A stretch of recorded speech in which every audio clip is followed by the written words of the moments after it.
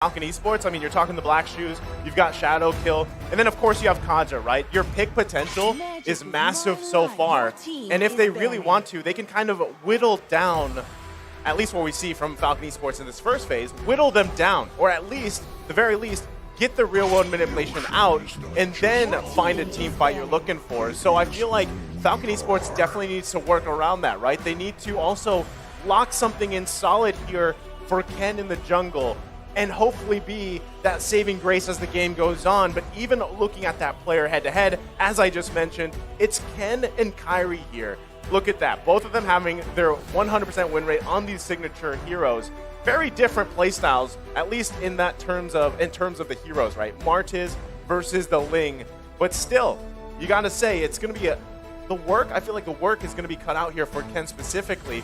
But if it's anyone to do it, Ken can definitely do this, Trex. Most definitely. Now we've gone into the second ban phase. The Atlas does get picked off from the side of Onic, and Falcon aims straight into those mages, taking out the Lunox and the Harith. Also kind of flexible picks, maybe guessing they're going to put those into the gold lane, possibly?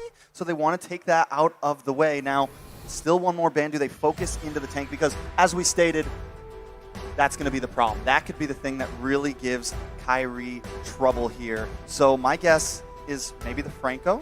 They haven't banned out the Franco yet?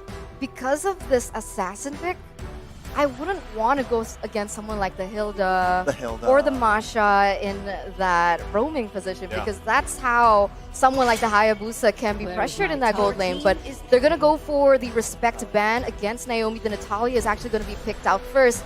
But what I wanted to mention before we even got to this was the fact that Falcon banned out Harith and Lunox.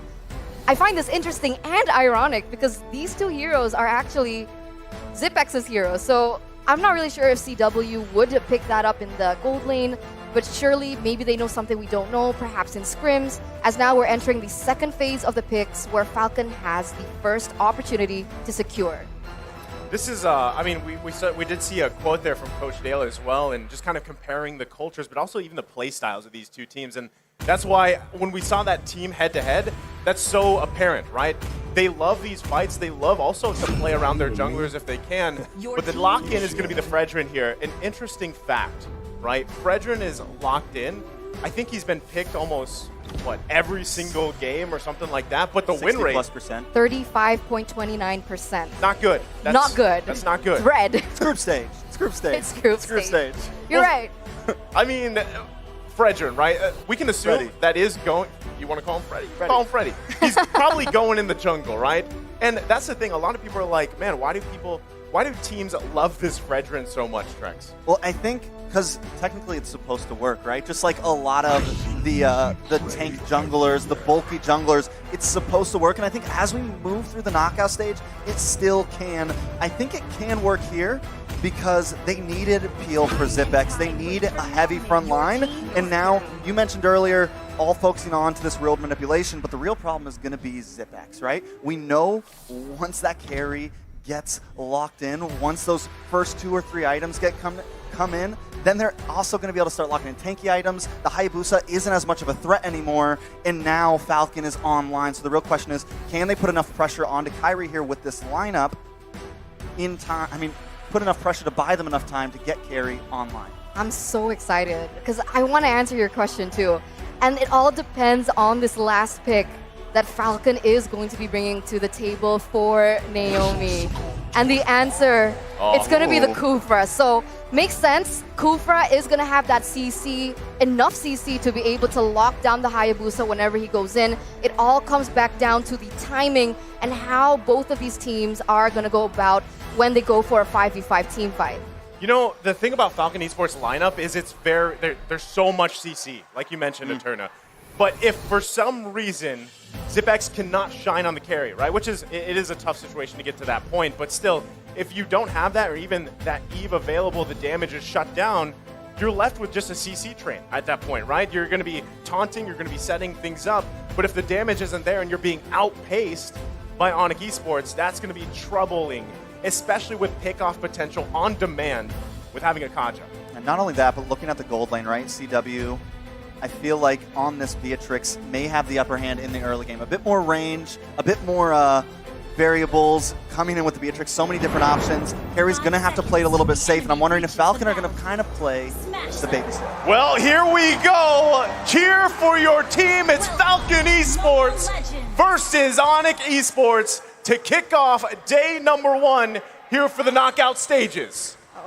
Okay, this is interesting, right? Because technically when we're looking at both of the drafts, they can counter one another. But look at this. Already you can see Keyboy trying to pressure the jungle, trying to pressure Ken from those rotations. And like I mentioned earlier, this matchup between Yves and Lilia is going to favor Sans for a bit, especially in that early game, because he isn't reliant on that level 4. Whereas Justin, he needs to wait a little bit more to get those items, to get that damage, and also to get that real-world manipulation. I think one of the biggest things here, right, is if you're Falcon Esports, you don't allow Kyrie to get an early kill. I mean, there's already so much poke back and forth. Justin, even having to walk back to the tier 2, isn't even sure if he wants to recall there just yet. But still, don't give Kyrie that early kill to not allow Onic Esports to snowball here if you're Falcon Esports. But there's a big problem, right? The whole thing for Falcon was to put pressure onto Kyrie, and Onic is answering back by putting pressure of their own, already going into Falcon's jungle, not letting Naomi even step out into Onic's jungle. There's a lot of comparison, right? Like, in this current meta, what is more important? And I do believe that the mid lane is going to be the #1 issue when it comes down to those rotations, right? Because even if you lose the gold lane matchup, even if you lose the EXP lane, if you are able to clear faster and if you are able to rotate faster, that can alleviate any problems in terms of that draft. And so far, this is what we see Falcon lacking in the drafting. Well, right now, I mean, as everybody gets closer to that level 4 here, the first turtle of the game is going to be up. You can already see Ken getting in position here. The rest of the team, though, there's quite a few Onic Esports members as they might contest this one. Yeah, and in comes the Black Dragon Boots trying to get a back line, push on, the Petrify locks on, Kyrie takes the turtle. Nice suppression. Oh. 10 will go down. Justin brings out the real manipulation. In comes the bravest fighter. A lot of damage onto Sans. Sans will bite the bullet. And that is a 1-for-1 trade. But the side of Onic does take the turtle. All right, so Onic is going to be able to have a little bit of an advantage in that sense. And Falcon, they need to remember how and what are the highlights of their draft, right? Wait until these members can actually be a factor and not contest too early, honestly. I think they should have let that go. Yeah, I mean, I also like how both XP laners got those kills here. Oh. You're already going to see, right? Both. This is what you can expect from Kyrie, right? He is going to just be all in your space in your jungle. Whoever is going to be playing against them, and that's something you have to play around here. So still, Falcon Esports, Yellow Flash grabbing that early kill here. We've seen just how strong a Lapu Lapu can even be. Sometimes he has to go 1 versus 2. It should work out, but still, pressure here on Ken's purple. Oh, Sans is caught in. In comes Kyrie, though. Does a nice amount of damage on Naomi. Sans will go down. Ken picks up the kill. CW comes in with an Nero's Passion. Ken's going to take a bit of damage, but Onic wants to back off here. They've lost 1 member, but Zipex is here to try to claim more. CW and Keyboy able to get away from that one. Turtle up in about 40 seconds, but it's still just 1-2. 1-0 trade so far, and it's still going to rely on Falcon to get that better advantage. What do you guys particularly think about the Yuzong and the Lapu Lapu in the XP lane? Well, I mean, both serve a purpose, right? What we're seeing a lot with this meta is Yuzong locked in for that back. They just go straight to the back line. The job here is to catch Zipex, right? I mean, he's got a flicker, but as soon as that's expended, you should be able to hit him with the Petrify. You have the Black Dragon form. You can cause chaos on the back. Meanwhile, you're still baiting everything out and relying on Keyboy to find that Divine Judgment lockdown. But that's the thing. Falcon Esports, they've got, what, 3 tanks pretty much at this point. Lapu Lapu, fighter, tank. You know, he can actually be that peel. He can be that front line for them, but still the fight for the turtle. A lot of damage. Naomi goes very, very low. Kyrie gets hit by the bouncing ball, though. Ken may go down. Boots wants to come clean up. Hits the Petrify. Ken goes down. Next could be Justin. Boots maybe a little bit too deep. Zipex, though, hits the speedy light wheel, trying to come in. Yellow Flash onto Boots. Boots will be next. It's a 1-for-1 currently, but the fight keeps on going. Yellow Flash gets a stun onto Keyboy. Sans trying to find Yellow Flash, but he's just a little bit too tanky. Sans. Looks like Yellow Flash is going to back off overall. Onic lose another member here, but still they keep the gold lead. So, as we were just talking about all of that, right?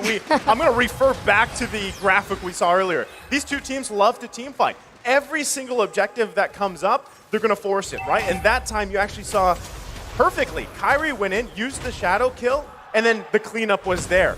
And Justin, by the way, has just now reached a total of 200 assists for his professional MLBB career. This guy is massive. He's reliable. Yeah. That's the main pillar of Falcon, the one who stays reliable, stays consistent, trying to deal damage from that back line, and also something that all the other members from that team can fall onto when things get rough. I mean, right now, Ken isn't having the best time, right? With a 1-2-0 KDA, his main highlight of the career here in the group stage is the fact that he was able to get the objectives. But right now, Onic Esports, they've been the one in the upper hand in terms of that objective. And so we see Yellow Flash being the main carry here up until this 5th minute. And this Lapu Lapu is going to start snowballing. He has the CC, he has the damage. Onic Esports, they need to be very aware of his positioning when they go for a 5v5 team fight, or they might actually fall short. Well, this is the great thing for Falcon, right? ZipX has mainly been able to just farm up. And yes, Justin's here kind of helping him, but might be Justin looking does for bring Sands. out the real manipulation. Keyboy's going to try to come in. Possible dive here. Don't think we're going to see too much, but with the turtle up in 19 seconds, this could be a nice advantage for Onic. They kind of claim the pit. You've lost that utility from Justin there in the real manipulation. So Onic, once again, still kind of feels like they're controlling the game here, controlling the tempo here, holding the gold lead and moving forward. Well, that's the thing, right? They're looking for a clean sweep on the Turtles as the third one of the game has now spawned. And as you mentioned, Trex, Onic getting a position here, but once again, Falcon Esports wants to contest this one. Ooh, Naomi comes in, nice Tyrant's Rage. Keyboy takes a lot of damage trying to get away. Ken wants to find him, but Keyboy is able to escape. Turtle still on the field, Naomi very low along with Justin. And Kairi picks it up. That's a double kill. In comes the Black Dragon. It's a show, boys. Boots now trying to get away though. Suppression does land onto Yellow Flash. Yellow Flash wants to move in. CW is here doing a nice amount of damage. They're forced to back off. Falcon will not claim this turtle. Oh, see, that's the thing. Every time they go for a 5v5, Falcon always falls short in this team fight. It was great, though, with the way that they did it, right? They were able to eliminate Kairi first, prevent that damage from penetrating even worse. And that's the thing, because when Kairi gets left open, he goes in for a double kill, maybe even a triple kill. But oh my god, Falcon, they get the turtle. That was so close. I thought the snipe was definitely going to hit it, but Justin is now here. San's very, very low. Naomi trying to find him. San's able to get away with just a sliver of health. This is a game, guys. This is definitely a great first game of the knockout stage. I feel like so many times throughout the groups we saw, I think it had to be Sanji that would flicker in, called the athletic flicker, get the one hit off. But let's take a look here at the emblems. Anything sticking out specifically that's giving an advantage here for one of the teams, Eterna? Honestly, at this point, they're all standard emblems, but the thing is, it kind of shows and reflects about the gameplay that they want to go for, right? We can see that Hayabusa Kairi, he opted for the Assassin emblem, the high and dry, who is going to have an advantage in those 1v1 situations. So we know Kairi, he wants to go for the pickoffs, he wants to go for the kills, whereas someone like Ken with the Demon Slayer emblem, he's looking more on the objectives. And we see that kind of reflected, even though it has been kind of taken away from Falcon when we see here in the 8th minute. Well, right now, Falcon Esports coming up with a plan of their own.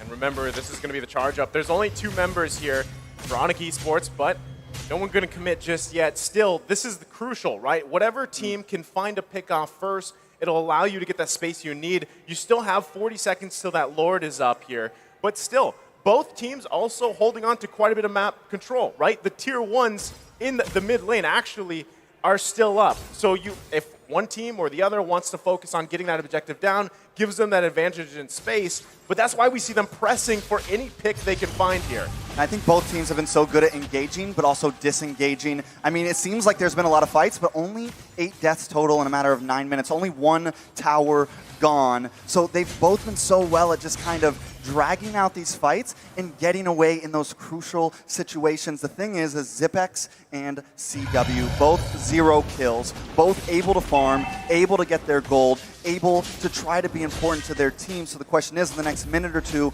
maybe upcoming on this next Lord, which gold laner is really going to pop off? The thing is, ZipX, even though that Falcon in general, they're behind in 2,000k, ZipX isn't falling too far behind because at some point they were both level 10. CW obviously has a bit of an edge, but that also shows that Falcon is really good at giving the gold to the important members, right? That gold allocation is going to make the difference. And you can see here, Justin already has the Ice Queen wand. He also already has the glowing wand. So expect that utility starting to come through. The damage, the dot, as both of these teams, they're going to start setting up a Keyboy. Naomi will get pushed back. It's a bloodbath. Yellow Flash taking a lot of damage, trying to go in, move on to CW. Keyboy has gone down. Yellow Flash cannot connect. CW picks it up. This is bad for Yellow Flash. This could be bad for Falcon. Kyrie finds Naomi. Can it get a double? Make it a triple. That is a full team wipe for Onic. This is huge. Can they end it here? The king of the sky, and he just dismantled Falcon Esports here. And they're going to march into base. This might not be a final push. There's still pretty short death timers, but what a massive play from Onic Esports. That was huge, a wipe out. And there you go, the king of the sky himself, Kyrie, getting that triple kill. Unfortunately, Sans got that double kill, but this is what happens when Onic Esports get the comfortable heroes and the way that they weren't pressured from that early game. Luckily enough, though, Falcon was still able to secure the Lord, so it still buys them enough time to not end the game, and they still have those 3 inhibitor turrets remaining. Here's the thing, though, right? I mean, given what we just saw, what is the answer, right? What is the answer for Falcon Esports? Best thing you can do is find a pick-off so you at least have a numbers advantage. We're going to be taking a look here at the instant replay presented by TikTok. Look at this. It's a bloodbath from minute 1 here. And already you can see, right? Perfect timing with the shadow kill, Kyrie coming in. And Falcon Esports has they can't do anything but run for the hills. And the turret's not even enough.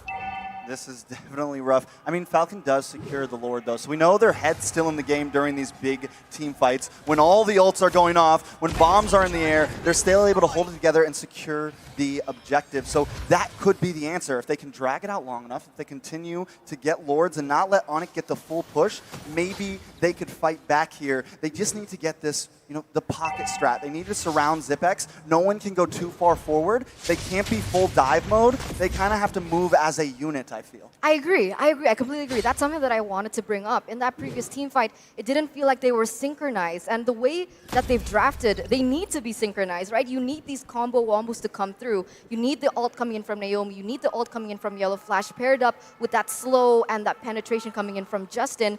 But the way that Onic Esports were able to do that team fight was they made it messy, right? They had someone in the front line, in the back line, but that's not what a Falcon needs right now. So they need to come back. How are we supposed to play this and not play into Onic Esports tempo? Well, that's what I was saying in the draft, right? It's very finicky, right? Onic Esports can either throw Kyrie at you, they can throw Sans at you, bait out the ultimates that they want. Boots can also go towards the back line here, and that's what he's doing against Zipex and Justin. But not only that, then you also have to worry about a Divine Judgment dragging Zipex along or Justin, right? Those are two things that's multiple things that's working in Onic Esports' favor. So Falcon Esports, like we said in the draft, if they lose one of those big damage dealers, whether that's the carry or the Eve, you're in trouble, right? How do you even fight that? Because still across from you, CW, 7 assists, but running that weapon mastery, has the damage and items that he needs on this Beatrix pick, and he's kind of just chilling, right? In a lot of these team fights, he's able to just do freely what he needs to do on this marksman pick because of all that, back and forth from the heroes of Onic Esports. Oh, look at Kyrie, though. He's going to take this tower, able to get away. Doesn't even have to be down there for objective. So already, every moment, Onic is ready to make a play, and it's going to really kind of pull Falcon apart because that's the goal. Pull them apart a bit. This is going to be the first time, though, that Falcon does not make the initial start on a neutral objective. Naomi tries to find Sans here. That is going to be a big wasted utility. This is big for Onic coming up on this Lord fight. Yeah, they know they didn't have the setup, so they're retreating back. They're running for the hills, but Keyboy gets a Divine Judgment on Ken. CW going to try to find him. Kyrie jumps in, picks it up. Falcon on the backboard once again. Onic should have a free Lord here. Just like that. It was a matter of getting out some resources from Falcon Esports. The conceal plus the flicker, it failed, it didn't work. And now Onic Esports securing themselves another Lord here. Actually, the second Lord of the game. They'll be able to march in. And also, keep in mind, Kyrie being able to take down that inhibitor turret in the mid lane, they should be able to get, if not one, maybe even all the inhibitor turrets as Falcon Esports has to deal with this. The clear potential, though, we're talking about 9K gold lead here for Onic Esports. That is massive in the itemization department. Yeah, right now, I mean, Kyrie, they're really optimizing and utilizing the fact that they have better mobility.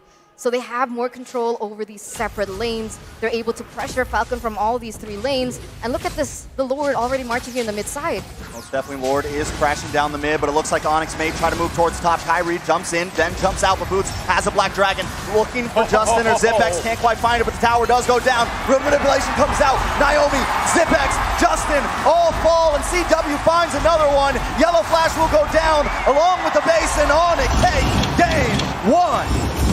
Onic going to be able to get game number 1, but remember, ladies and gentlemen, this is a best of 5 series. We still have many more games ahead of us.